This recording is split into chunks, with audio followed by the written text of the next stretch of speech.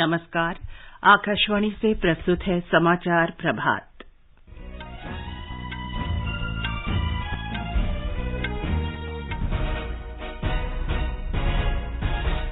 प्रधानमंत्री नरेंद्र मोदी आज उत्तराखंड में केदारनाथ और बद्रीनाथ की यात्रा पर। गृह मंत्री अमित शाह आज नई दिल्ली में इंटरपोल महासभा के समापन समारोह को संबोधित करेंगे। भारतीय अंतरिक्ष अनुसंधान संगठन अगले वर्ष जून में चंद्रयान 3 छोड़ने की योजना पर काम कर रहा है। केंद्रीय शिक्षक पात्रता परीक्षा दिसंबर से जनवरी के बीच ऑनलाइन आयोजित की जाएगी। फ्रांस के राष्ट्रपति इमैनुअल मैक्रों सहित 10 राष्ट्राध्यक्षों ने प्रधानमंत्री नरेंद्र मोदी की अनूठी पहल मिशन लाइफ का समर्थन किया।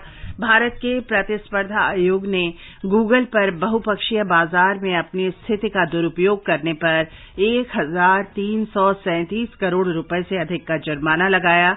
5वें खेलो इंडिया युवा खेल का आयोजन मध्य प्रदेश में अगले वर्ष जनवरी-फरवरी में किया जाएगा और काहिरा में अंतर्राष्ट्रीय निशानेबाजी विश्व चैंपियनशिप में अनीश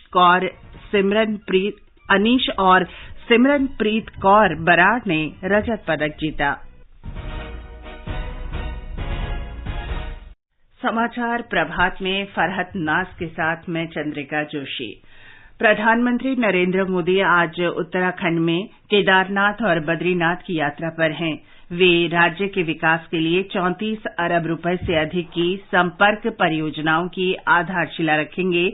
इनमें गौरीकुंड से केदारनाथ और गोविंद घाट से हेमकुंड साहिब को जोड़ने वाली 2 नई रोपवे परियोजनाएं शामिल हैं। श्री मोदी लगभग 1,000 करोड़ रुपए की लागत से सड़क चौड़ीकरण परियोजनाओं का शिलान्यास करेंगे, जिससे सीमावर्ती क्षेत्रों में सभी मौसम में सड़क संपर्क उपलब्ध होगा। इन परियोजनाओं से गढ़वाल क्षेत्र में धार्मिक पर्यटन को प्रोत्साहन मिलेगा। प्रधानमंत्री केदारनाथ और बद्रीनाथ में पूजा अर्चना के बाद चमोली जिले के माणा गांव में जनसभा को संबोधित करेंगे।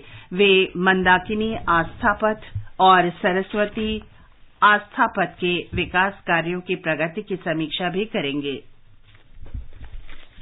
प्रधानमंत्री नरेंद्र मोदी ने कहा है कि उनकी सरकार जनजातीय लोगों के आर्थिक उत्थान और जनजातीय क्षेत्रों के विकास को सर्वोच्च प्राथमिकता दे रही है। श्री मोदी ने कल गुजरात के तापी जिले के व्यारा में 1,970 करोड़ रुपए की परियोजनाओं का लोकार्पण और शिलान्यास किया।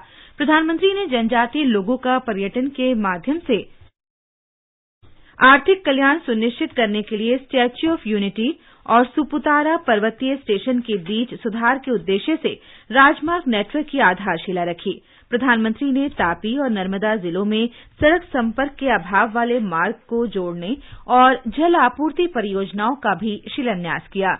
इससे पहले प्रधानमंत्री ने गुजरात में स्टैच्यू ऑफ यूनिटी में मिशन लाइफ का वैश्विक शुभारंभ किया।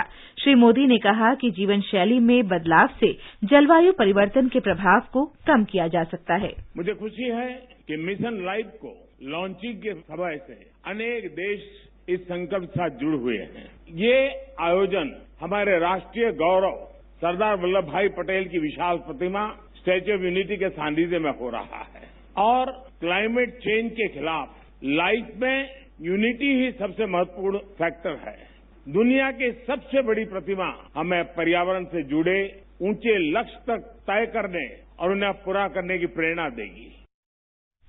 फ्रांस के राष्ट्रपति इमैनुअल मैक्रों सहित 10 राष्ट्राध्यक्षों ने प्रधानमंत्री नरेंद्र मोदी की अनूठी पहल मिशन लाइफ का समर्थन किया है।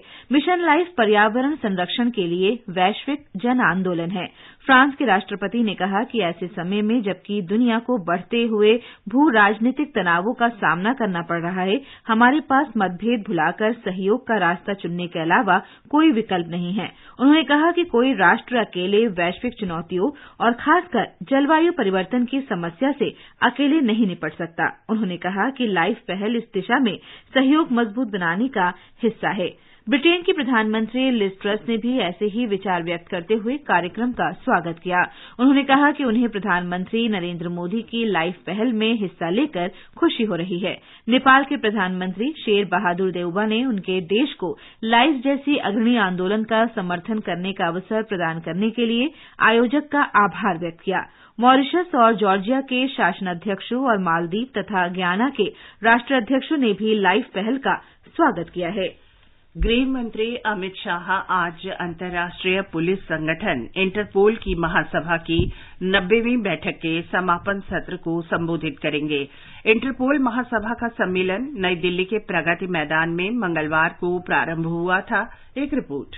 प्रधानमंत्री नरेंद्र मोदी ने मंगलवार को इंटरपोल की महासभा की 90वीं बैठक का शुभारंभ किया था। इसमें 195 देशों से आए मंत्री, पुलिस प्रमुख, वरिष्ठ पुलिस अधिकारी और राष्ट्रीय पुलिस संगठनों के प्रमुख भाग ले रहे हैं। ये आयोजन भारत की कानून व्यवस्था प्रणाली की उत्कृष्ट परंपराओं से विश्व का परिचय कराता है। उद्घाटन सत्र को संबोधित करते हुए प्रधानमंत्री नरेंद्र मोदी ने कहा था कि भारतीय पुलिस बल केंद्र के 900 और राज्यों के 10,000 से भी अधिक कानूनों का अनुपालन सुनिश्चित करते हैं। उन्होंने कहा था, समय आ गया है जब पूरी दुनिया को आतंकवाद, ड्रग्स की तस्करी, साइबर अपराध और अवैध शिकार के विरुद्ध एकजुट होना ही होगा। इन खतरों का दुष्प्रभाव कम से कम करने के लिए उन्होंने एक ऐसी सचेतक प्रणाली को विकसित करने पर बल दिया जो समय रहते वारदातों को भांप सके। समाचार कक्ष से मुनीश शर्मा।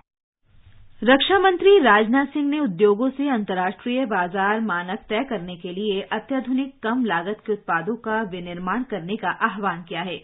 गुजरात के गांधीनगर में कल रक्षा और एरोस्पेस क्षेत्र में उत्कृष्टता के लिए रक्षा मंत्री पुरस्कार समारोह को संबोधित करते हुए श्री राजनाथ सिंह ने विश्व को भारतीय रक्षा और एरोस्पेस क्षेत्र की सक्षमताओं को प्रदर्शित करने के लिए रक्षा मंत्रालय की परिकल्पना का उल्लेख किया। रक्षा मंत्री ने स्पष्ट किया कि वर्तमान में एरोस्पेस और रक्षा क्षेत्र लगभग 80,000 करोड़ रुपए का उद्योग बन गया है, जिसमें निजी क्षेत्र का योगदान बढ़कर लगभग 17,000 करोड़ रुपए हो गया है। वाणिज्य और उद्योग मंत्री पीयूष गोयल ने कहा है कि दुनिया आज भारत की ओर बड़े भरोसे से देख रही है। ये विश्वास सरकार के 8 वर्ष के श्रम साध्य निर्माण के बाद विकसित हुआ है।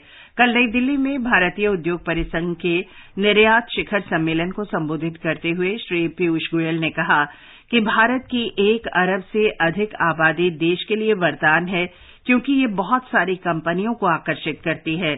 उन्होंने कहा कि भारतीय उद्योग परिसंघ सरकार और निर्यातकों के बीच एक सेतु का काम करता है और एक दूसरे को बेहतर ढंग से समझने के लिए एक मंच प्रदान करता है। उन्होंने निर्यातकों से स्पाइस यानी स्थिरता, उत्पादकता, नवाचार, सहयोग और उत्कृष्टता पर ध्यान केंद्रित करने का आह्वान किया। केंद्रीय माध्यमिक शिक्षा बोर्ड सीबीएसई ने कहा है कि 16वीं केंद्रीय शिक्षक पात्रता परीक्षा दिसंबर से जनवरी के बीच ऑनलाइन संचालित होगी। परीक्षा की निश्चित तिथि उम्मीदवारों के प्रवेश पत्रक में दी जाएगी। ऑनलाइन आवेदन प्रक्रिया इस महीने की 31 तारीख से शुरू होगी और अगले महीने की 24 तारीख तक आवेदन जमा किए जा सकेंगे। आधिकारिक वेबसाइट www.ctet.nic.in पर आवेदन किया जा सकता है। भारतीय अंतरिक्ष अनुसंधान संगठन इसरो अगले वर्ष जून में चंद्रयान 3 को प्रक्षेपित करने की योजना पर काम कर रहा है। भविष्य में अधिक शक्तिशाली लूनर रोवर को इस यान में भेजा जाएगा। अगले वर्ष के प्रारंभ में देश के पहले मानव युक्त अंतरिक्ष अभियान के लिए गगनयान की पहली उड़ान के एबॉर्ट मिशन की तैयारी भी की जा रही है। इसरो के अध्यक्ष एस सोमनाथ ने बताया कि अगले वर्ष जून में चंद्रयान 3 को प्रक्षेपण यान मार्क 3 से प्रक्षेपित किया जाएगा। इससे पहले सितंबर 2019 में चंद्रयान 2 से भेजा गया विक्रम लैंडर चंद्रमा तल पर अपना अभियान पूरा नहीं कर पाया था और इस कारण पहले प्रयास में भारत को सफलता नहीं मिली थी। आकाश तत्व पर पहला सम्मेलन 5 से 7 नवंबर तक देहरादून में आयोजित होगा। 3 दिन के इस सम्मेलन में जीवन के लिए आकाश तत्व को लेकर पारंपरिक और आधुनिक ज्ञान के बीच सामंजस्य पर विचार विमर्श होगा। केंद्रीय मंत्री डॉक्टर जितेंद्र सिंह ने कहा कि प्रधानमंत्री नरेंद्र मोदी ने हमेशा विज्ञान और तकनीकी विकास के बीच तालमेल पर बल दिया है, जिससे विज्ञान आम लोगों की समस्याओं के समाधान में सक्षम हो सके। उन्होंने कहा कि इस सम्मेलन का मुख्य उद्देश्य देश के युवाओं को आधुनिक वैज्ञानिक प्रगति के साथ साथ प्राचीन विज्ञान की सक्षमता से परिचित कराना है। भारतीय दृष्टिकोण से जलवायु परिवर्तन जैसी पर्यावरणीय समस्याओं का समाधान तलाशने के लिए पूरे देश में सुमंगलम अभियान चलाया जा रहा है। ये समाचार आकाशवाणी से प्रसारित किए जा रहे हैं। जल्दी करो यार, प्लीज जल्दी। दूसरा कोई मैच है क्या? ऐसा ही कुछ है यार, बैंक जाना है दादाजी को लेके। हाँ यार, उम्र हो जाती है तो रनर तो लगता ही है, पर बैंकिंग में नहीं। वैसे भी आरबीआई कहता है सीनियर सिटीजन सबसे पहले। अगर आप 70 साल से ऊपर हैं, डिफरेंटली एबल्ड है और आप बैंक नहीं जा सकते, तो बैंक आएगा आपके पास जरूरी सेवाएं लेकर, वो भी वाजिब दरों पर। सीनियर सबसे पहले। आरबीआई कहता है जानकार बनिए, सतर्क रहिए। किसान जो रखते हैं सबका ख्याल, उनका ख्याल रखता है पीएनबी। आपका बैंक पीएनबी लेकर आया है पीएनबी स्वर्णिम योजना, जिसके अंतर्गत किसानों को सोने के आभूषणों पर पूरे 10 लाख रुपए तक का लोन 7.75% के न्यूनतम ब्याज दर पर मिलेगा, वो भी कम दस्तावेज और आसान किश्तों में। ये सुनहरा मौका जाने ना दें। अधिक जानकारी के लिए अभी कॉल करें टोल फ्री नंबर 1800-180-2222 या 1800-103-2222 पर, या अपने नजदीकी पीएनबी शाखा में संपर्क करें। पंजाब नेशनल बैंक, भरोसे का प्रतीक। समाचार प्रभात में आपका फिर स्वागत है। और अब आगे बढ़ने से पहले एक नजर मुख्य समाचारों पर। प्रधानमंत्री नरेंद्र मोदी उत्तराखंड में केदारनाथ और बद्रीनाथ की यात्रा पर। गृहमंत्री अमित शाह आज नई दिल्ली में इंटरपोल महासभा के समापन समारोह को संबोधित करेंगे। भारतीय अंतरिक्ष अनुसंधान संगठन अगले वर्ष जून में चंद्रयान 3 छोड़ने की योजना पर काम कर रहा है। केंद्रीय शिक्षक पात्रता परीक्षा दिसंबर से जनवरी के बीच ऑनलाइन आयोजित की जाएगी। फ्रांस के राष्ट्रपति इमैनुअल मैक्रों सहित 10 राष्ट्राध्यक्षों ने प्रधानमंत्री नरेंद्र मोदी की अनूठी पहल मिशन लाइफ का समर्थन किया है। भारत के प्रतिस्पर्धा आयोग ने गूगल पर बहुपक्षीय बाजार में अपनी स्थिति का दुरुपयोग करने पर 1,337 करोड़ रुपए से अधिक का जुर्माना लगाया। 5वें खेलो इंडिया युवा खेल का आयोजन मध्य प्रदेश में अगले वर्ष जनवरी-फरवरी में किया जाएगा और काहिरा में अंतर्राष्ट्रीय निशानेबाजी विश्व चैंपियनशिप में अनीश और सिमरनप्रीत कौर बराड़ ने रजत पदक जीता। मैं भारत हूं, देखिए मेरी ओर, पहचानिए मुझे। We're one of the most mega diverse countries on this planet. हमारी शादियां, हमारे फैशन स्टेटमेंट सारे इंस्पायर्ड हैं हमारे सिनेमा से। 75 साल का नौजवान Bharat. What we are really going to see India become is a powerhouse. India 2.2. The Journey of India 14 अक्टूबर से प्रत्येक शुक्रवार शाम 7 बजे हिंदी में और रात 10 बजे अंग्रेजी में डीडी नेशनल पर। भारत के प्रतिस्पर्धा आयोग सीसीआई ने गूगल पर 1,337 करोड़ रुपए से अधिक का जुर्माना लगाया है। गूगल को बहुपक्षीय बाजारों में अपनी मजबूत स्थिति का दुरुपयोग करने का दोषी पाया गया है। आयोग ने गूगल को एक निश्चित समय अवधि में अपना आचरण सुधारने का निर्देश दिया है। आयोग ने अपने आदेश में कहा है कि ऑनलाइन सर्च बाजार में गूगल ने प्रतिस्पर्धी सर्च ऐप्स की बाजार पहुंच को बाधित करते हुए अपनी मजबूत स्थिति बनाए रखी। हिमाचल प्रदेश में चुनावी सरगर्मियां तेज हो गई हैं। भारतीय जनता पार्टी, कांग्रेस और आम आदमी पार्टी के बीच मुख्य मुकाबला होगा। सभी दल अपने अपने प्रत्याशियों की घोषणा कर रहे हैं। भारतीय जनता पार्टी ने चंबा विधानसभा सीट के लिए अपना उम्मीदवार बदल दिया है। अब इस निर्वाचन क्षेत्र से इंदिरा कपूर के स्थान पर नीलम नैयर पार्टी की उम्मीदवार होंगी। कल पार्टी ने 6 उम्मीदवारों की अपनी दूसरी सूची जारी की थी। 46 उम्मीदवारों के बाद कांग्रेस ने कल 17 उम्मीदवारों की दूसरी सूची जारी की। सुरेंद्र सिंह काकू को कांगड़ा और हरीश जनरथ को शिमला सीट से उम्मीदवार बनाया गया है। बंबर ठाकुर बिलासपुर से कांग्रेस उम्मीदवार होंगे। आम आदमी पार्टी के प्रदेश अध्यक्ष सुरजीत सिंह ठाकुर और पार्टी प्रभारी हरजोत सिंह बैंस ने 54 उम्मीदवारों की दूसरी सूची जारी कर दी है। आम आदमी पार्टी अब तक 68 में से 58 विधानसभा सीटों पर अपने उम्मीदवार घोषित कर चुकी है। हिमाचल प्रदेश में 12 नवंबर को मतदान होना है और चुनाव नतीजे 8 दिसंबर को घोषित होंगे।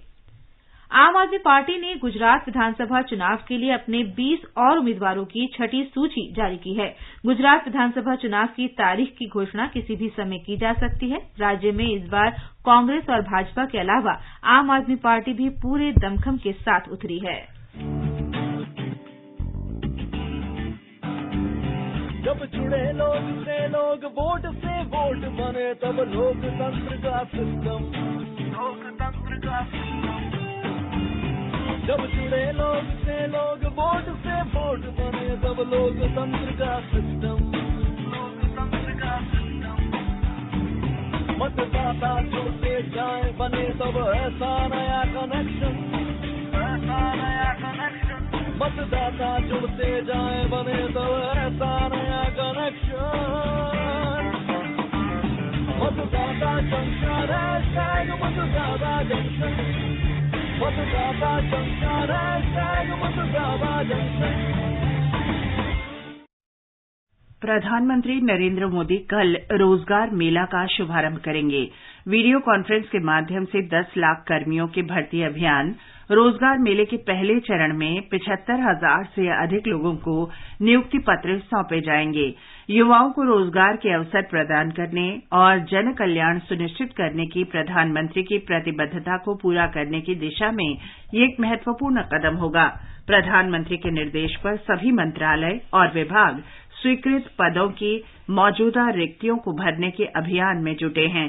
केंद्र सरकार के 38 मंत्रालयों और विभागों में देश भर से चयनित नए कर्मियों को शामिल किया जाएगा। इन कर्मियों को विभिन्न पदों पर नियुक्त किया जाएगा। केंद्र सरकार देश में पेंशनभोगी लोगों का जीवन और सुगम बनाने का प्रयास कर रही है। इस दिशा में कई मंत्रालयों के सहयोग से प्रौद्योगिकी आधारित चेहरा प्रमाणीकरण प्रणाली विकसित की जा रही है। इससे पेंशनभोगी और पारिवारिक पेंशन पाने वालों को किसी भी एंड्रॉयड स्मार्टफोन से डिजिटल जीवन प्रमाण पत्र जमा कराने में मदद मिलेगी।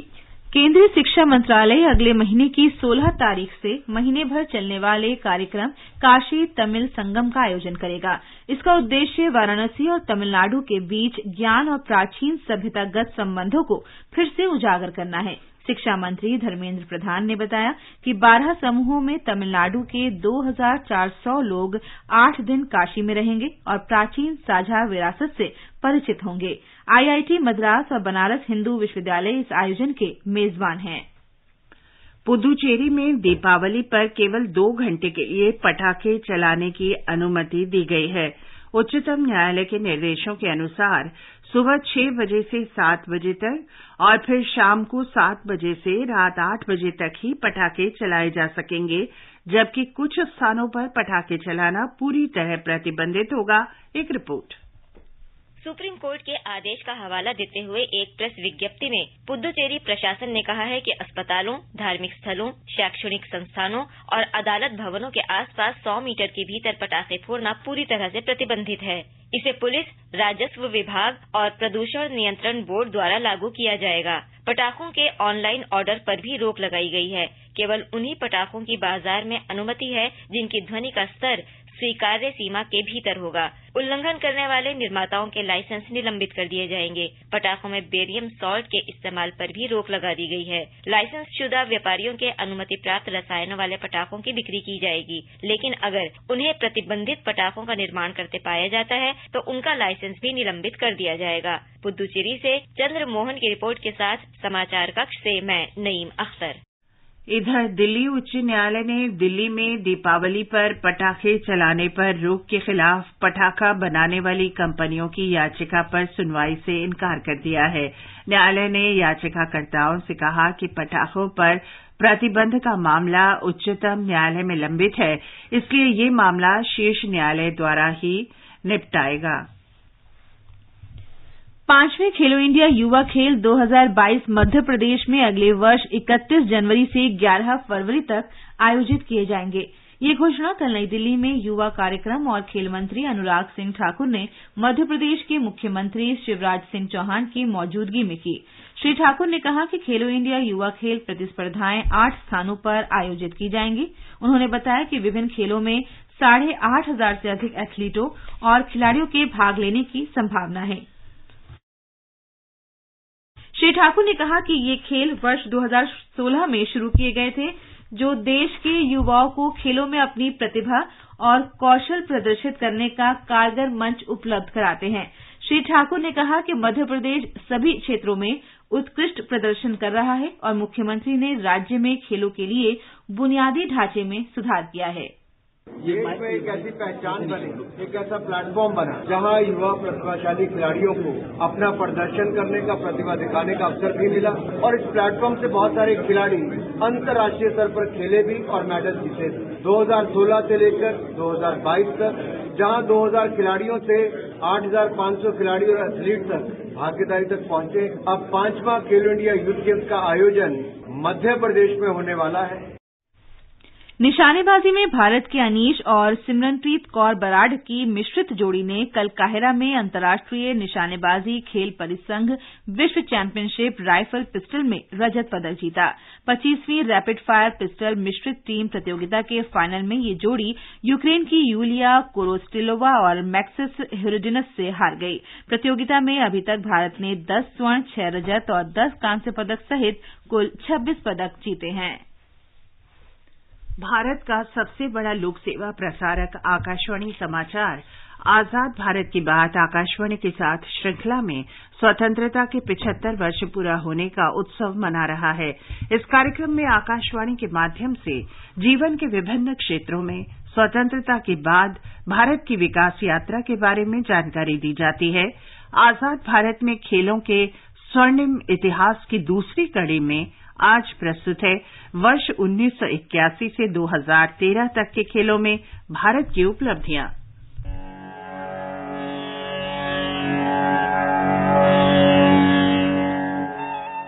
भारत में खेलों के लिए 1982 का साल बेहद खास रहा, जब भारत को एशियाई खेलों की 1951 के बाद दोबारा मेजबानी मिली। एशियाई खेलों का 9वां सत्र 19 नवंबर से 4 दिसंबर तक आयोजित किया गया, जिसमें 33 देशों के 4595 खिलाड़ियों ने शिरकत की थी। एशियाई खेलों में भारत ने अपना सर्वश्रेष्ठ प्रदर्शन किया और 13 स्वर्ण, 19 रजत और 25 कांस्य सहित कुल 57 पदकों के साथ 5वें स्थान पर रहा। 25 जून 1983 का दिन भारतीय क्रिकेट का यादगार दिन बना, जब ऐतिहासिक लॉर्ड्स के मैदान पर भारत ने कपिल देव की कप्तानी में क्रिकेट विश्व कप जीतकर इतिहास रच दिया। क्रिकेट की दुनिया में ये तीसरा ही विश्व कप था। भारत की इस जीत ने देश के लाखों युवाओं में क्रिकेट के प्रति जुनून पैदा कर दिया। Lost his nerve in the end, did Michael Holan. Tried to swing that straight ball with the legs. Another wicket for Amarnath. Now delighted he looks. 140 all out, West Indies. And the margin of their victory, 43 runs. And India race into the pavilion with the Prudential Cup players. Athletics की दुनिया में PT Usha, जिन्हें हम the Payoli express और queen of track and field के नाम से भी जानते हैं, उनके योगदान को कभी भुलाया नहीं जा सकता। वो देश भर में उन लाखों युवाओं के लिए एक आदर्श और प्रेरणा रही हैं, जिन्होंने खेल में अपना करियर बनाने का सपना देखा है। 1984 के लॉस एंजल्स ओलंपिक में पीटी उषा महिलाओं की 400 मीटर बाधा दौड़ में चौथे स्थान पर रहीं और मात्र सेकंड के 100वें हिस्से से ट्रैक और फील्ड में भारत का पहला पदक जीतने से चूक गई थीं। उन्होंने एशियाई खेलों में 4 स्वर्ण और 7 रजत पदक जीते हैं। और आखिरी 50 मीटर की तरफ बढ़ते हुए पीटी उषा ने अपनी स्पीड को बढ़ा दिया है। उनके पीछे है भारत की शाइनी अब्राहम। पीटी उषा तेजी के साथ में फिनिश लाइन की तरफ बढ़ते हुए और उन्होंने इस रेस को पूरा कर दिया है 52.16 सेकंड के साथ में और जीत लिया है इस प्रतियोगिता का स्वर्ण पदक। 1996 में लिएंडर पेस ने अटलांटा ओलंपिक में टेनिस में कांस्य पदक जीतकर इतिहास रचा। देश को 44 साल बाद व्यक्तिगत स्पर्धा में पदक मिला। इससे पहले 1952 में केडी जाधव ने कांस्य पदक जीता था। 1997 में Mahesh Bhupathi grand slam title जीतने वाले पहले भारतीय खिलाड़ी बने। हाल ही में देश में 44वें शतरंज ओलंपियाड की सफलतापूर्वक मेजबानी की गई। प्रधानमंत्री नरेंद्र मोदी ने शतरंज ओलंपियाड की मशाल को ग्रैंड मास्टर विश्वनाथन आनंद को सौंपा था। विश्वनाथन आनंद 2000 में विश्व शतरंज चैंपियनशिप जीतने वाले पहले एशियाई बने थे। उन्होंने 4 बार विश्व खिताब जीता है। साल 2000 में कर्णम मल्लेश्वरी ने सिडनी ओलंपिक में भारत तोलन यानी वेट लिफ्टिंग में 69 किलोग्राम भार वर्ग में कांस्य पदक जीतकर इतिहास रचा। वो ओलंपिक में पदक जीतने वाली पहली भारतीय महिला बनी थीं। अंजू बॉबी जॉर्ज ने 2003 में पेरिस में आयोजित विश्व एथलेटिक्स चैंपियनशिप में लंबी कूद में कांस्य पदक जीतकर इतिहास रचा। 2004 एथेंस ओलंपिक में कर्नल राज्यवर्धन सिंह राठौड़ ने पुरुषों के डबल ट्रैप शूटिंग इवेंट में रजत पदक जीतकर देश को गौरवान्वित किया। 11 अगस्त 2008 का दिन भारतीय खेलों के इतिहास में एक अविस्मरणीय दिन बन गया, जब अभिनव बिंद्रा ने बीजिंग ओलंपिक में 10 मीटर राइफल निशानेबाजी में पहला व्यक्तिगत स्वर्ण पदक जीता। ये सभी भारतवासियों के लिए गौरव का पल था। 2010 दिल्ली राष्ट्रमंडल खेलों में 100 से ज्यादा पदक जीतकर भारत ने इतिहास रचते हुए 101 पदक जीते और 39 स्वर्ण, 26 रजत और 36 कांस्य पदक के साथ भारत दूसरे स्थान पर रहा। 2 अप्रैल 2011 का दिन देश के लिए एक बड़ी खुशी लेकर आया, जब महेंद्र सिंह धोनी की अगुवाई में भारत ने श्रीलंका को हराकर दूसरी बार विश्व कप का खिताब जीता। ये भारत के लिए एक ऐतिहासिक पल था।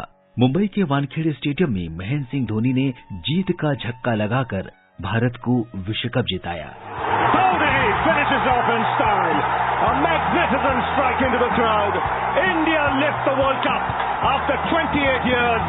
The parties start in the dressing room, and it's an Indian captain who's been absolutely magnificent in the night of the final. ये सचिन तेंदुलकर का आखिरी क्रिकेट विश्व कप था।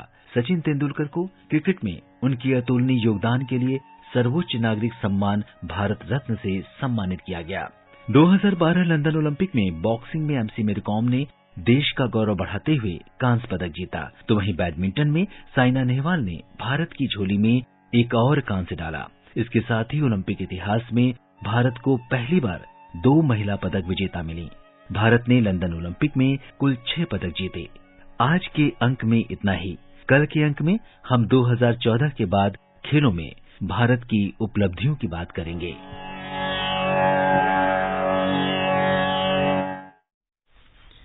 और फरहत, अब आप बताएं आज के समाचार पत्रों में क्या विशेष है? जी चंद्रिका, लोक सत्ते ने धरती की सुरक्षा के संबंध में जलवायु परिवर्तन सिर्फ नीतिगत नहीं बल्कि अंतर्राष्ट्रीय संस्थाओं के इस पर ठोस कदम उठाने के आह्वान को प्रमुखता दी है। हरिभूमि ने मिशन लाइफ के शुरुआत के अवसर पर प्रधानमंत्री की इस नसीहत को अहमियत दी है कि 18 डिग्री पर एसी का लुत्फ उठाने वाले अगर कंबल ओढ़ने के बजाय एसी के तापमान को 24 डिग्री पर रखें तो बिजली की कम खपत होगी। दैनिक जागरण ने खबर के सार के रूप में लिखा है, आदतें बदलकर हम बचा सकते हैं पर्यावरण। जनसत्ता की बड़ी खबर है, आज से रोजगार मेला शुरू, अगले 18 महीनों में 10 लाख नौकरियां, पहले दिन ही 75,000 को नियुक्ति पत्र। गृह मंत्री से कल ग्रीन सिग्नल मिलने से दिल्ली को स्वच्छ बनाने की दिशा में बड़ा कदम उठाया गया। दैनिक जागरण ने इसे अपनी सुर्खी बनाया है। पत्र लिखता है, कचरे से अब दुर्गंध नहीं, निकलेगी रोशनी। नवभारत टाइम्स ने पहले पन्ने पर लिखा है, 5G नेटवर्क के नाम पर साइबर ठगों के सिम अपग्रेड मैसेज से खुद को बचाएं, बरतें सावधानियां। दैनिक ट्रिब्यून ने ब्रिटेन के प्रधानमंत्री के 45 दिन बाद ही पद छोड़ने की खबर को प्रमुखता दी है। नवभारत टाइम्स के शब्द हैं, 45 दिन में तीसरा पीएम ढूंढ रहा है ब्रिटेन। माइक्रोसॉफ्ट के सीईओ सत्य नडेला को भारत के तीसरे सर्वोच्च नागरिक सम्मान पद्म भूषण से अलंकृत करने की खबर दैनिक भास्कर और दैनिक जागरण ने दी है। पहाड़ों पर मौसम बदलने की चर्चा करते हुए दैनिक भास्कर ने पहले पन्ने पर गुलमर्ग में बर्फ की सफेद चादर के चित्र के साथ लिखा है, कश्मीर में इस बार 1 हफ्ता पहले आई सर्दी। पत्र लिखता है, पहाड़ों पर बर्फबारी से मैदानी इलाकों में दिवाली तक दस्तक देगी ठंड। और अंत में मुख्य समाचार एक बार फिर। प्रधानमंत्री नरेंद्र मोदी उत्तराखंड में केदारनाथ और बद्रीनाथ की यात्रा पर। गृह मंत्री अमित शाह आज नई दिल्ली में इंटरपोल महासभा के समापन समारोह को संबोधित करेंगे। भारतीय अंतरिक्ष अनुसंधान संगठन अगले वर्ष जून में चंद्रयान 3 छोड़ने की योजना पर काम कर रहा है। केंद्रीय शिक्षक पात्रता परीक्षा दिसंबर से जनवरी के बीच ऑनलाइन आयोजित की जाएगी। फ्रांस के राष्ट्रपति इमैनुअल मैक्रों सहित 10 राष्ट्राध्यक्षों ने प्रधानमंत्री नरेंद्र मोदी की अनूठी पहल मिशन लाइफ का समर्थन किया। भारत के प्रतिस्पर्धा आयोग ने गूगल पर बहुपक्षीय बाजार में अपनी स्थिति का दुरुपयोग करने पर 1,337 करोड़ रुपए से अधिक का जुर्माना लगाया।